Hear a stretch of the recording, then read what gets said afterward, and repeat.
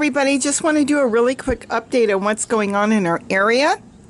Have had a lot of you message me and ask me about the fires. There's about 18 of them I heard on the news burning in California.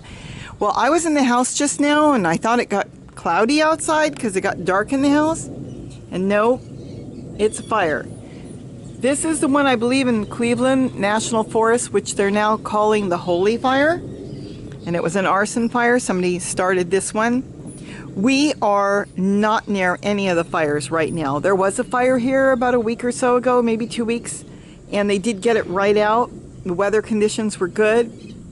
But as far as all the fires burning in California, we're not near any of the fires, so we're safe. My heart and prayers go to everyone that's near any of these fires, and if they have to deal with it, I am just so sorry. But we are not near this fire, and this one is burning bad. It is creating a lot of smoke. As you can see, the sky is dark and it's really covering the sun out. So it's really shaded a lot, and it's kind of dropped the temperature about 4 or 5 degrees too. It was much hotter a little bit ago. But to answer your question, we are not near any of the fires that are burning right now. You know, this is going to affect a lot of people with asthma and allergies as well in all different areas, because this is really drifting far.